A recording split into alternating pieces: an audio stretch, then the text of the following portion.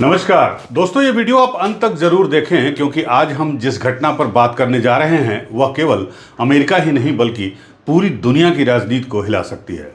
सोचिए, अगर किसी मंच पर देश के सबसे चर्चित नेताओं में से एक का बेहद करीबी सहयोगी खुलेआम गोलियों का शिकार बन जाए तो उस देश की राजनीति पर इसका कितना गहरा असर होगा। जी हाँ दोस्तों, हम बात कर रहे हैं अमेरिका के दक्षिणपंथी कार्यकर्ता और मशहूर कमेंटेटर चार्ली किर्क के बारे में, जिनकी बुधवार को यूटा वैली यूनिवर्सिटी में एक पब्लिक इवेंट के दौरान गोली मारकर हत्या कर दी गई। ये घटना न केवल बेहद दर्दनाक है बल्कि अमेरिकी समाज और राजनीति में गन वायलेंस पर फिर से गहरा सवाल खड़ा कर रही है। आपको बता दें, घटना बुधवार शाम यूटा वैली यूनिवर्सिटी में हुई, जहां 31 साल के चार्ली किर्क गन वायलेंस के मुद्दे पर ही चर्चा कर रहे थे।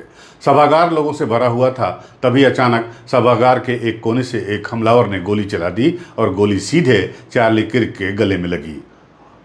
बाएं हाथ में माइक था, दायां हाथ उनका ऊपर उठ गया और सोशल मीडिया पर वायरल हुए इस वीडियो में साफ साफ देखा जा सकता है कि गोली लगते ही किर्क के गले से खून की धार बहने लगी। मंच पर अफरा तफरी मच गई, लोग घबराने लगे, चिल्लाने लगे और अपनी जान बचाने के लिए इधर उधर भागने लगे। ये दृश्य इतना भयावह था कि सभागार में तबाही और डर का माहौल बन गया।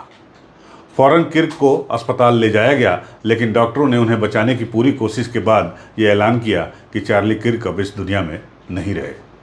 आपको बता दें, चार्ली किर्क का नाम अमेरिका की राजनीति में एक जाना पहचाना नाम था।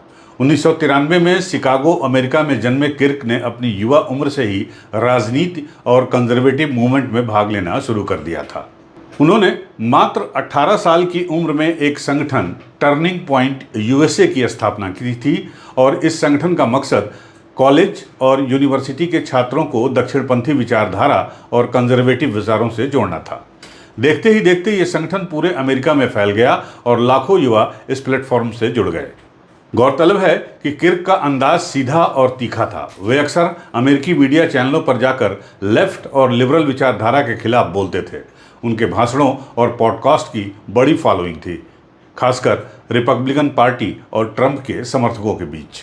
डोनाल्ड ट्रंप से किर्क के क्या संबंध थे? ट्रंप उन्हें फाइटर कहते थे और यह कहना गलत नहीं होगा कि चार्ली किर्क रिपब्लिकन राजनीति के युवा चेहरे थे।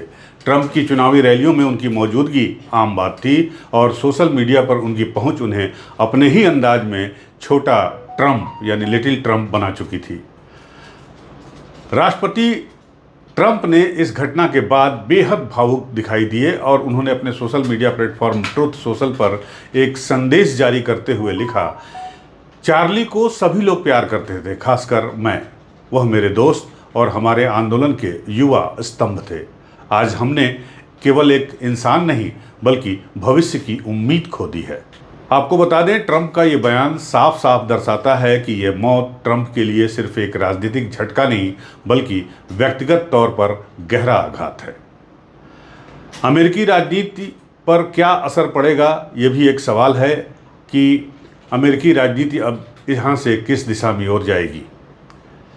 तो सबसे पहले ये घटना एक बार फिर अमेरिका में गन वायलेंस पर बहस को तेज कर देगी, ऐसा मुझे लगता है। अमेरिका पहले से ही गन कल्चर को लेकर विभाजित है, डिवाइडेड है। डेमोक्रेट पार्टी और लिबरल ग्रुप्स लंबे समय से हथियारों की खुली बिक्री पर कड़ी पाबंदी की मांग कर रहे हैं, जबकि रिपब्लिकन और कंजर्वेटिव ग्रुप्स इसे आज़ादी का हथियार मानते हैं। आपको बता दें, चार्ली किर्क की मौत वह भी तब जब वे गन वायलेंस पर ही चर्चा कर रहे थे, इस बहस को और भावुक बना सकती है। दूसरा बड़ा असर रिपब्लिकन पार्टी और ट्रंप की राजनीति पर पड़ेगा। ट्रंप की टीम में चार्ली किर्क जैसे युवा चेहरे कम ही हैं जो खुलकर युवाओं को पार्टी से जोड़ पा रहे थे। उनकी अनुपस्थिति से रिपब्लिकन पार्टी को एक गहरा झटका लगेगा। साथ ही इस घटना को लेकर विपक्ष ट्रंप पर सवाल भी खड़े कर सकता है कि उनकी राजनीति और उनकी बयानबाजियां अमेरिकी समाज में हिंसा को बढ़ावा देती हैं। इससे आगे के चुनावों में ट्रंप की स्थिति मुश्किल भी हो सकती है। लेकिन दूसरी ओर यह भी संभव है कि इस घटना से ट्रंप समर्थकों और रिपब्लिकन पार्टी के बीच एकजुटता और बढ़े। भावनात्मक तौर पर यानी इमोशनल लेवल पर किर्क की मौत को बलिदान यानी सेक्रीफाइस की तरह पेश किया जा सकता है और इससे ट्रंप के लिए सहानुभूति की लहर भी पैदा हो सकती है। दोस्तों, चार्ली किर्क का जाना न सिर्फ अमेरिका के लिए बल्कि पूरी दुनिया के लिए लोकतांत्रिक विमर्श के लिए भी एक बड़ा नुकसान है।